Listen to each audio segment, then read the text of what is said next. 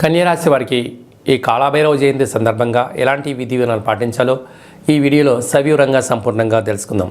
కన్యరాశిలో ఏ నక్షత్రాలు వస్తాయనగా ఉత్తరా నక్షత్రంలోని 2, 3, 4 పాదాలు, హస్తా నక్షత్రంలోని 4 పాదాలు, చిత్తా నక్షత్రంలోని 1, 2 పాదం కలిపితే కన్యరాశి.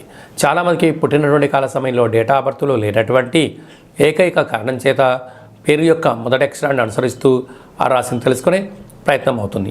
అవి ఏ అక్షరం ఒకసారి పరిశీలన చేద్దాం.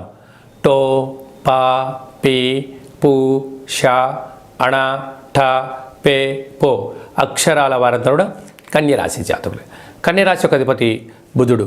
వీరికి రాశిలోనే కేతు సంచారం చేయడం వలన గతంలో జరిగినటువంటి పనులని అన్నిటిని దృష్టిలో పెట్టుకొని ఇప్పుడు చేసే పనులలో భవిష్యత్తుపై ఎలాంటి ఇబ్బంది పడకుండా సంపూర్ణంగా సమగ్రంగా తెలుసుకునే ప్రయత్నం చేయడంలో మీరు ముందు వరుసలో ఉంటారు. కనుక కారణం ఏమిటయ్యా అంటే గతంలో చేసిన చిన్న చిన్న తప్పులను దానివల్ల మీరు భారీ మూల్యం చెల్లించుకున్నారు. ఎలాంటిగా ఆరోగ్యంగా, ధనపరమైన, వృత్తిపరమైన, ఉద్యోగపరమైనటువంటి ఎన్నో రకాలుగా ఇబ్బందులు కలిగాయి. ఇప్పుడు మీరు ఆ పని చేయకుండా ఉండాలి అని చెప్పి మీరు ప్రతిజ్ఞ చేసినట్టుగా ఒక పద్ధతిగా ఉండబోతున్నారు. ఇది చాలా మంచి శుభ పరిణామం అని చెప్పి ఆలోచించాలి. ఏదైనా పని చేసేటప్పుడు 1కి 100 సార్లు ఆలోచించి చేయగలిగినట్లయితే మీకు, మీ కుటుంబానికి, ఆరోగ్యానికి ధనపరమైన చిక్కులు తొలగిపోతాయని చెప్పి గమనించాలి. ధనస్థానంలో శుక్రుడు స్వక్షేత్రకారకంగా ఉండడం వల్ల మీ ఓపిక, పట్టుదల, ఆధ్యాత్మికత వలనే మీ యొక్క ధనం రెట్టింపు అవ్వబోతుంది. తృతీయంలో కుజుడు సంచారం చేయడం వల్ల అన్నదమ్ముల నుంచి, అక్కాచెల నుంచి, తల్లిదండ్రుల నుంచి మీకు రావాల్సినటువంటి స్థిర చిరాస్తులు రాబోతున్నాయి.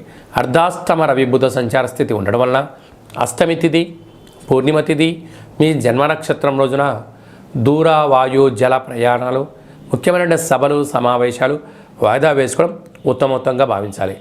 6వ స్థానంలో శనిశ్చర స్వామివారు సంచారం చేయడం వల్ల నిత్యము ఏదో ఆందోళన, ఏదో తెలియని అభద్రతాభావము, ఏది చేసినా పై అధికారులతో, సహా ఉద్యోగస్తులతో, కింది స్థాయి ఉద్యోగస్తులతో ఏదో తెలియని బాధగా మీ యొక్క మనసులో ఉంటుంది.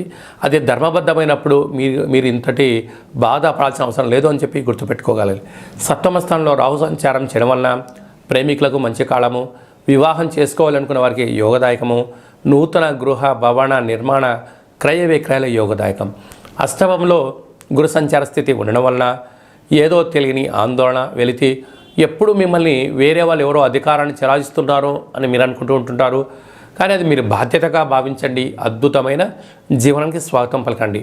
హోటల్ వ్యాపారాలు, పచ్చళ్ళు, గృహ భవన నిర్మాణ సేవ రంగాలు, వ్యవసాయ సోదరీమణులకు, హోటల్ వ్యాపారాలస్తులకు, సాఫ్ట్వేర్ రంగం వారికి చాలా మంచి కాలము అని చెప్పి గమనించాలి.